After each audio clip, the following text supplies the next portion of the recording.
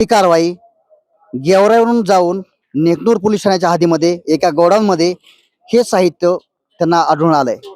हे साहित्य एक नव्हे दोन नव्हे तर 60 पेक्षा जास्त जे काही मोटरसायकल आहेत त्या चोरी झाल्या होत्या आणि चोरी झाल्याच्या नंतर या ठिकाणी गेवराई पोलिसांना पकडण्यात आरोपींना यश आलंय। 3 आरोपी सुद्धा पकडण्यात आणि त्यासोबत एक फरार असला तरी त्याचाही लवकरच पकडण्यात येईल।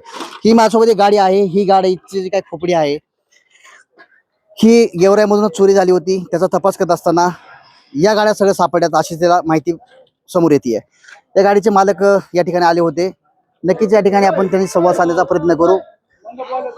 ही जी काही श्री कृष्ण मंडप गेवराई याच परिसरातून ही गाडी चोरी झाली होती। यांनी एक गुन्हा दाखल केला होता आणि त्याच गुन्ह्याच्या अनुषंगाने तपास करत असताना जे काही मालक आहेत ते दाखवण्याचा आपण नक्कीच प्रयत्न करू। भाऊ, काय सांगाल? पाहायला गेलं तर तुमची ही गाडी होती, गाडी कधी चोरी गेली होती आणि तुमचं गाडी नसून फक्त गाडीची खोपडी तुमच्या हातात मिळते, काय वाटतं तुम्हाला?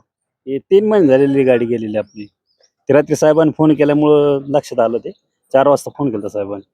कुठून गेली हा, कुठून गेली होती आणि त्यातली- गुन्हा कधी दाखल होता? याला 3 महिने झाले गुन्हा दाखल झालेला। गेलती कुठून शेवा बँकेच्या समोरून गेली। बँकेमध्ये गेलो मी, तिथून बाहेर यायचं लगे गेली ताबडतोब। नक्कीच पाहायला गेलं तर हे गाडीचे मालक आहेत। ही गाडी आज त्यांच्याकडे नाहीये, मात्र एक खोपडी ज्यांनी जे नाव टाकलं होतं ते त्यांच्या हातामध्ये आज मिळतंय।